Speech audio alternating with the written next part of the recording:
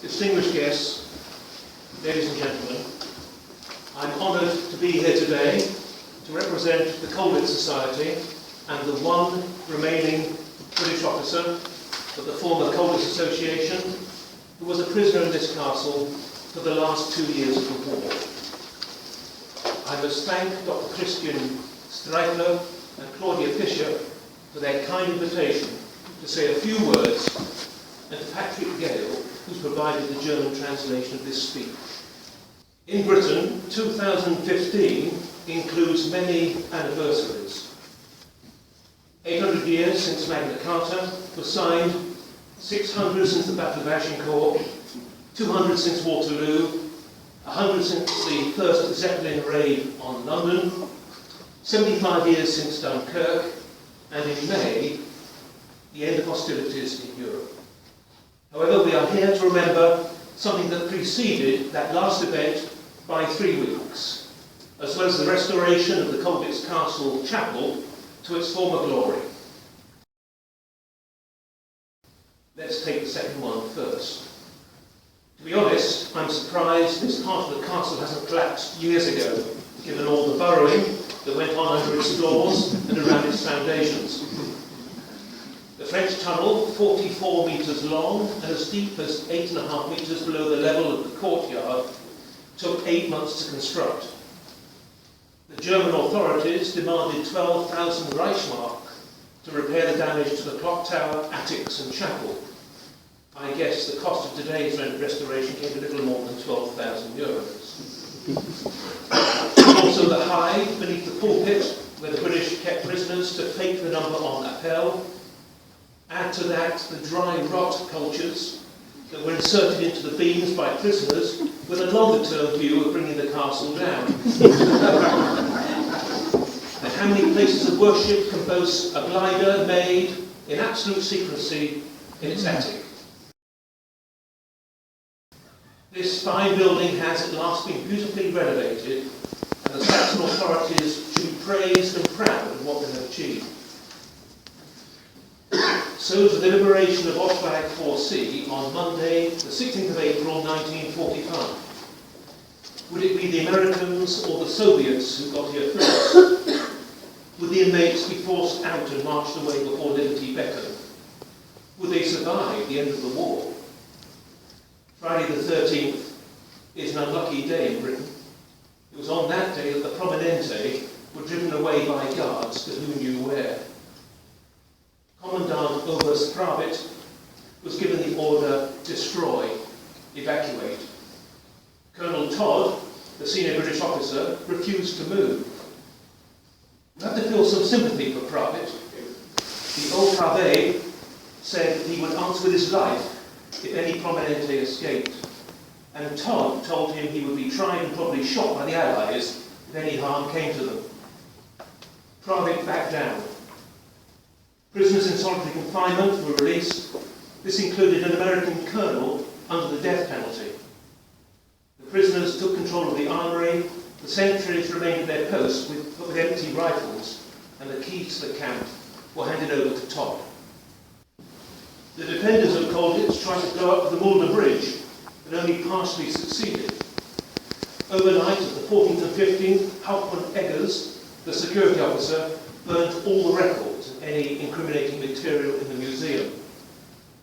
It's hard to imagine today, next morning, Sherman tanks appearing out of Hombach and the US Thunderbolts roaring over the castle, with one flying below the level of the prisoners as they viewed out of the top windows. There was an interesting age range in the vicinity that day. Some of the German defenders were 14 or 15 years old. Several of the US infantry were 18 or 19. Most of the prisoners were in their 20s and 30s, while the camp guards were predominantly the 50 to 65-year age group. The battle for Colditz was short but fierce. Several Americans were killed, including 3 experienced platoon sergeants.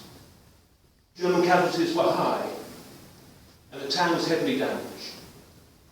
The only guard company fatality was Feldwebel Bear, who was killed by a shell just south of the castle. Flags appeared, white ones from the house windows, and the French tricolour, the Polish flag, and the Union flag from the top windows on the western side of the castle. This saved the castle from major bombardment. The morning of the 16th broke to an eerie calm. The German defenders had moved out overnight. On that cold, bright day, 3 camps in the town were liberated. GIs entered the castle around 10 a.m. to find the place already in Allied hands. There was uproar as the prisoners, some of whom had been incarcerated here for 4.5 years, finally tasted freedom. One said it was like being reborn. The British shook the hands of the liberators. The French tried to kiss them on the cheek. The prisoners were taken aback by the comparison between the fit, well-armed, battle-grimy men in their Martian-like combat suits and the gaunt, pale prisoners in their ragged uniforms. The prisoners were also surprised by the rough way the Americans handled the Germans. Any of these guys you want taken outside and dealt with? An extremely attractive US female war correspondent strode into the inner yard. The former prisoners could only call. The glide was assembled below the attic, and a radio receiver was brought down from its hide and worked in the courtyard. The former guards could only call. They were alive, free, with allies who spoke English. What a feeling it must have been. Lieutenant, now Major General, Corin Purdon, is an honorary member of the 69th US Infantry Division, having fought with them after the liberation on the 16th and the 17th of April. He writes, "I'll be thinking of them all on the anniversary of our liberation. I'll never forget." 3 days later, the former prisoners of war were all safely back in the United Kingdom. There are very few people alive today who remember those dramatic events. Totalitarian regimes created havoc in the first half of the last century. We still live in a world where there are wars and other horrors. Europe has its problems, but for 70 years we've remained relatively peaceful and prosperous. Democracy and freedom are precious commodities. We must never take them for granted. Thank you for listening.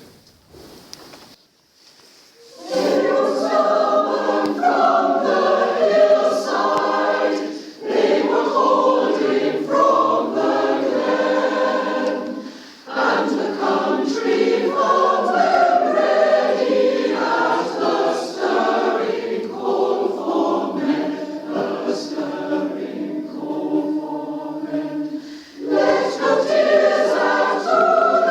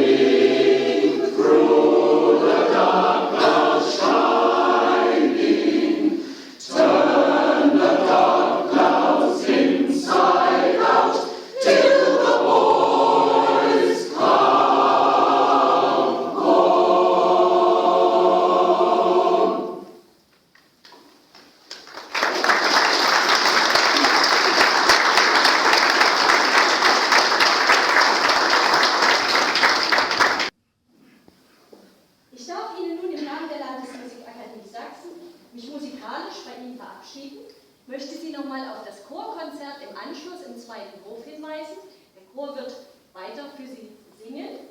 Der Chor, das sind noch einmal die Grove Singers aus South East London unter Brian Newman, die zum Abschluss, deswegen hatten wir uns das so schön überlegt, das polnische Volkslied Wisla singen werden. Das zu Deutsch Weichsel heißt, und Weichsel ist ein polnisches Freiheitssymbol. Das ist der Fluss, der zum polnischen Freiheitssymbol wurde. Als Hommage an die polnischen Gäste, an die polnischen Kriegsgefangenen und als Abschluss die Veranstaltung. Danke für Ihre